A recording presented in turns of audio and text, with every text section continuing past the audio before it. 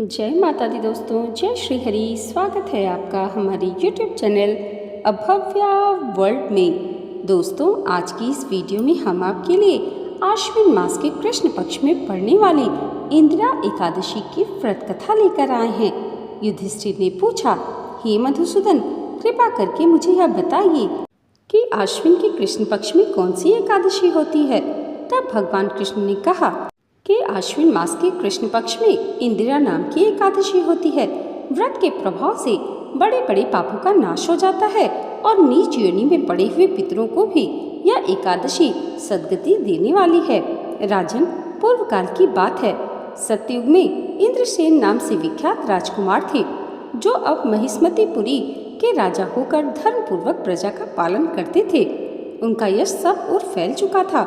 राजा इंद्रसेन भगवान विष्णु की भक्ति में तत्पर हो गोविंद के मोक्षदायक नामों का जाप करते हुए समय व्यतीत करते थे और विधि पूर्वक आध्यात्म तत्व के चिंतन में संलग्न रहते थे। एक दिन राजा राजसभा में सुखपूर्वक बैठे हुए थे। इतने में देवर्षि नारद आकाश से उतरकर वहां आ पहुँचे। उन्हें आया देख राजा हाथ जोड़कर खड़े हो गए और विधि पूर्वक पूजन करके उन्हें आसन पर बिठाया।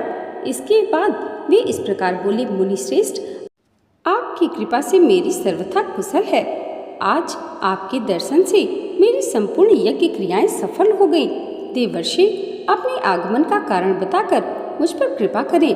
नारद जी ने कहा, नृपश्रेष्ठ, सुनो, मेरी बात तुम्हें आश्चर्य में डालने वाली है। मैं ब्रह्मलोक से यमलोक में आया था। वहाँ एक श्रेष्ठ आसन पर बैठा और यमराज ने मेरी भक्ति पूर्वक पूजा की। उस समय यमराज की सभा में मैंने तुम्हारे पिता को भी देखा था। वे व्रत भंग के दोष से वहां आए थे। राजन, उन्होंने तुमसे कहने के लिए एक संदेश दिया है, उसे ध्यान पूर्वक सुनो। उन्होंने कहा, बेटा, मुझे इंदिरा के व्रत का पुण्य देकर स्वर्ग में भेजो। उनका यह संदेश लेकर मैं तुम्हारे पास आया हूँ। राजन, अपने पिता को स्वर्ग लोक की प्राप्ति कराने के लिए इंदिरा का व्रत करो। राजा ने पूछा, भगवान, कृपा करके इंदिरा का व्रत बताइए। किस पक्ष में, किस तिथि को और किस विधि से इसका व्रत करना चाहिए। नारद जी ने कहा, राजेंद्र, सुनो, मैं तुम्हें इस व्रत की शुभ कारक विधि बतलाता हूँ। आश्विन माह की कृष्ण पक्ष की दशमी के दिन प्रातःकाल श्रद्धा पूर्वक स्नान आदि से निवृत्त होकर पुनः दोपहर को नदी आदि में जाकर स्नान करें। फिर श्रद्धा पूर्वक पितरों का श्राद्ध करें और एक बार भोजन करें। प्रातःकाल होने पर एकादशी के दिन दातून आदि करके स्नान करें। फिर व्रत के नियमों को भक्ति पूर्वक ग्रहण करते हुए प्रतिज्ञा करें कि मैं आज संपूर्ण भोगों को त्याग कर निराहार एकादशी का व्रत करूंगा। हे अच्युत, हे पुंडरीकाक्ष, मैं आपकी शरण में हूँ, आप मेरी रक्षा कीजिए।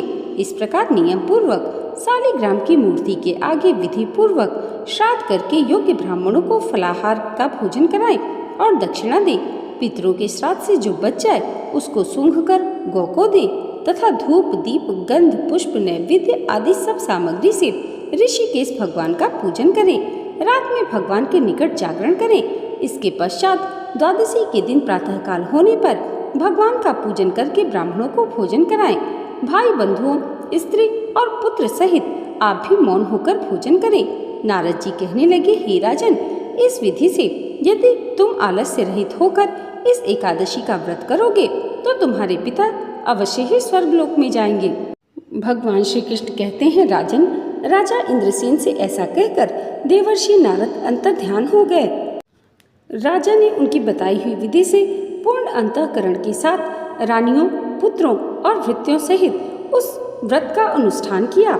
कुंती नंदन, व्रत पूर्ण होने पर आकाश से फूलों की वर्षा होने लगी।